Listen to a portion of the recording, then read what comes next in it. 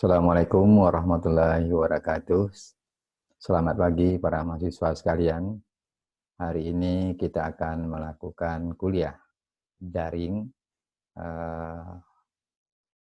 sesi yang keempat di bagian pertama.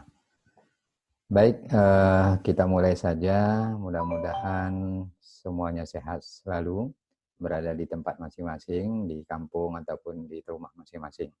Nah, hari ini kita akan menjelaskan atau memahami tentang ukuran pemusatan atau yang disebut dengan central tendency.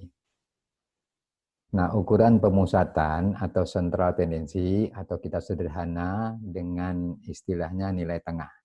Nilai tengah adalah salah satu ukuran statistik deskriptif yang nantinya menggambarkan atau menunjukkan di mana suatu data memusat atau suatu kumpulan pengamatan yang memusat pada bagian di tengah dari sebuah distribusi data. Nah, di dalam ukuran statistik deskriptif kita mengenal nilai tengah atau nilai yang memusat ini ada tiga. Pertama ada nilai mean atau yang disebut dengan nilai rata-rata. Kedua nilai median, yang ketiga ada nilai modus. Nah, nilai tengah ini tidak lain adalah satu nilai tunggal.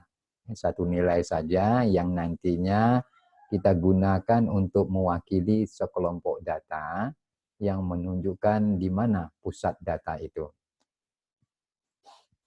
Nah, di dalam mengenal nilai rata-rata, kita kenal ada tiga jenis. Ada nilai rata-rata hitung atau nilai mean, ini yang paling familiar, yang paling sering digunakan orang untuk menggambarkan satu data dari sekelompok data yang mewakilinya.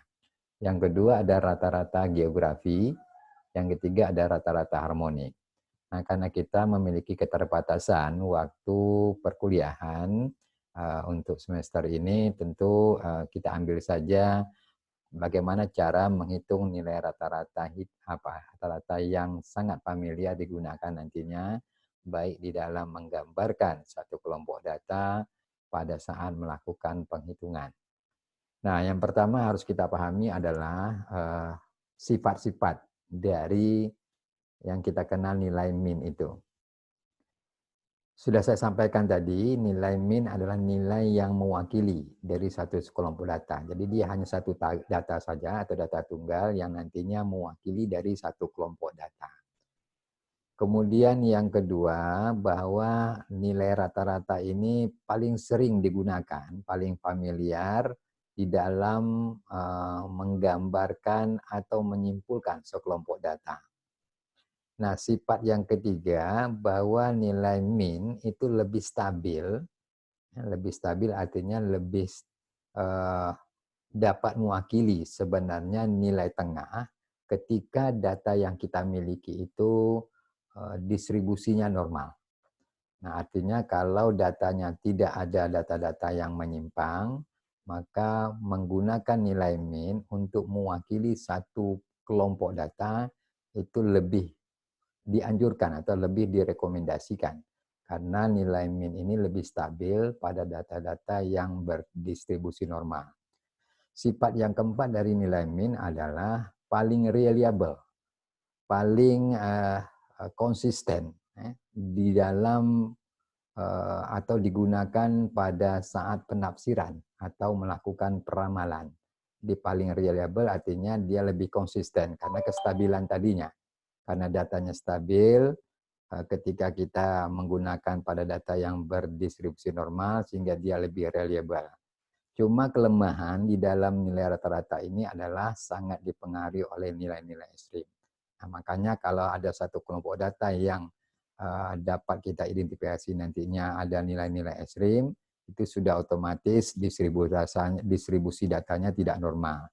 Sehingga penggunaan nilai mean memang tidak tepat kita gunakan kalau pada data yang tidak berdistribusi normal.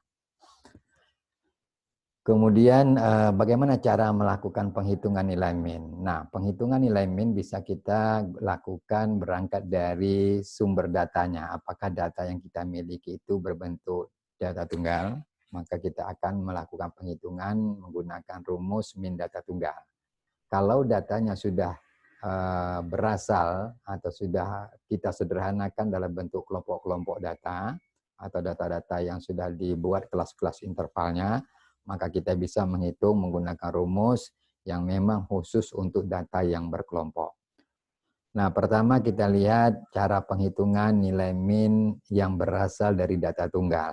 Data tunggal artinya datanya jumlahnya tidak banyak, sehingga kita bisa menghitung dari data yang sederhana. Rumus yang bisa kita pakai, yaitu rumus di bawahnya, yaitu X bar sama dengan sigma XI. Jadi sigma XI jumlahkan seluruh data yang kita miliki dalam satu kelompok data itu, kemudian dibagi dengan N. Jadi keterangannya X bar itu adalah menggambarkan simbol dari min atau nilai rata-rata. Sigma XI jumlahkan semua pengamatan atau semua data yang ada dan dibagi dengan banyaknya data. Contoh, ini hasil pengukuran berat badan dari 10 penderita TB paru yang dirawat di Rumah Sakit Islam Siti Rahmah. Ini datanya dalam bentuk satuannya kilogram. Nah, bagaimana cara menghitung data yang berasal atau menghitung nilai min dari data yang berasal dari data yang tidak banyak jumlahnya atau kita sebut dengan data tunggal. Nah, ini rumusnya tadi X bar sigma XI per N.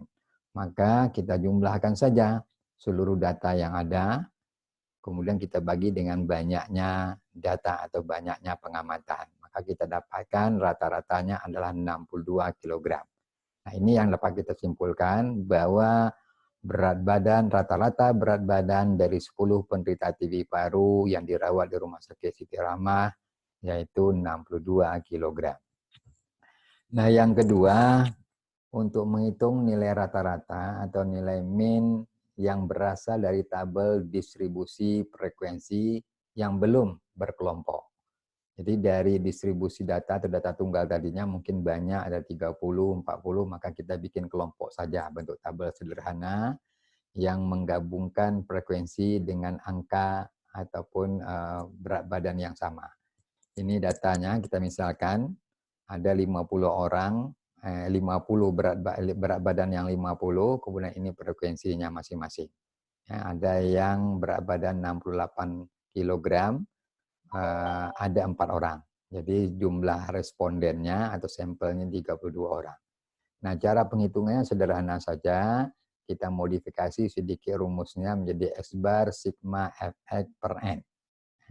Jadi sigma Fx artinya sigma jumlahkan dari hasil perkalian masing-masing antara frekuensi dengan berat badannya masing-masing. 50 dikali 4, 200, 55 kali 6, 330. Kemudian kita kalikan seluruhnya, maka kita dapatkan sigma efeknya 1576. Nah, kemudian kita masukkan ke dalam rumus 1576 dibagi dengan banyaknya pengamatan yaitu 32. Maka kita dapatkan nilai rata-ratanya adalah 49,25. Saya kira paham mengenai itu. Ini sebuah latihan, coba Anda kerjakan dalam waktu sekitar 10 menit, menghitung nilai rata-rata yang berasal dari data tunggal. Yang ini yang sudah dikelompokkan dalam bentuk frekuensi saja, jadi tabel yang sederhana. Demikian untuk part pertama. Silakan Anda latihan menghitung nilai rata berdasarkan data yang sudah saya sajikan. Wassalamualaikum warahmatullahi wabarakatuh.